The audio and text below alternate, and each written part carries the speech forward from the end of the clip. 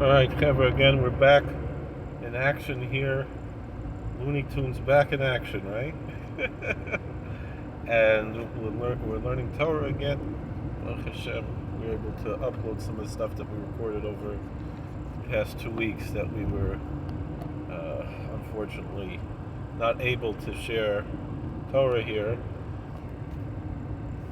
So every Thursday after work we learn Kedushas Levi. It says V'yager Moyev B'nei Ha'am Oid V'yalkatz Moyev B'nei Yisrael. That's the book of Numbers, chapter 22, verse 3. That the Moabites were very disturbed because of the people, and the Moabites were disgusted by the children of Israel.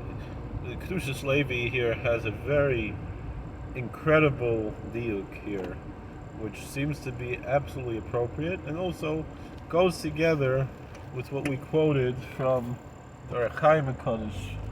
It goes along similar lines. This I know. The Archaim HaKodesh I don't remember learning before, but this I remember learning. So generally my Seder is, which I learned from Biala Rebbe's, it's Friday night, and other tzaddikim have this Indian Friday night to learn the Archaim HaKodesh and Square. A lot of Spinka, a lot of tzaddikim have this Indian Friday night in the Archaim HaKodesh, and Shabbos day, at least, even though I'm not a Bial or Chosid, if I'm a Chosid, if anyone's the Kal Rebbe, and I have a lot of shaykhs with Satmar, my children learn in Satmar, but Satmar Rav also had a big Indian to learn the Rebbe Melech, the Melech. So my Seder is at least one, even a short thing. I try Friday night of the Archaim HaKodesh, and at least one thing Shabbos by the meal, the lunch meal, Melech. But usually also both Thursday night or Thursday afternoon and Friday night, I try to look at the Kedushas Levi also, if I'm able to. So this Kedushas Levi I know well. So near the Mai, the Daik HaKosav Mikoidim Ha'am Achakach Nisra. So Kedushas Levi asks a Bam Kasha, as we would say. Why we have to look? It's an incredible diuk. Why the scripture first say the people and afterwards the children of Israel, the Israelites, the Jews. You do have a medrash. So there's a well-known medrash, Shmos Rabbah, the Zohar Kodesh. Also in the Zohar Kodesh, the Am Hu Erev Rav. Anytime it just says Am, the people, it means the mixed multitude, the people who joined with the Jewish people.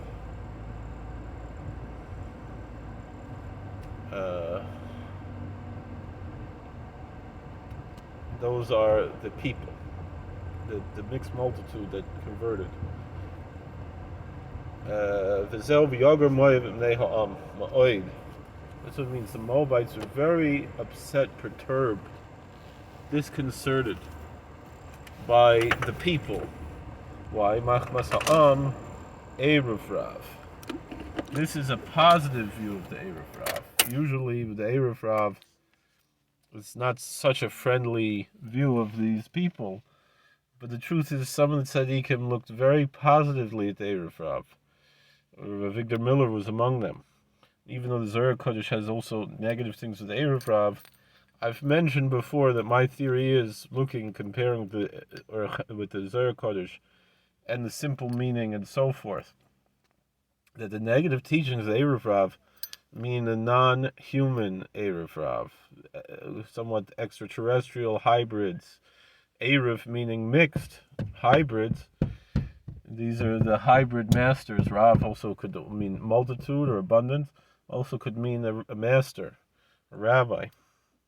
So these are the hybrid masters. The bad Erev Rav are the extraterrestrial human hybrids.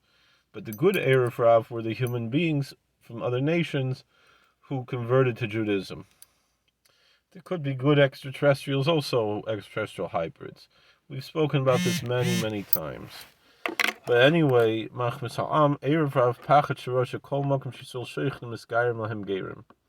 So what upset the Moabites was wherever the Jews go, wherever the Israelites go, they would make converts. They would convert proselytes. Kamoi Erev Rav Shniskayim Yisrael, like the Erev Rav who converted. Klal Kein Pachat Shivoy B'nei Yisrael Gvulei. Ulai Yiskayim Umasai Gam Kein Lahem.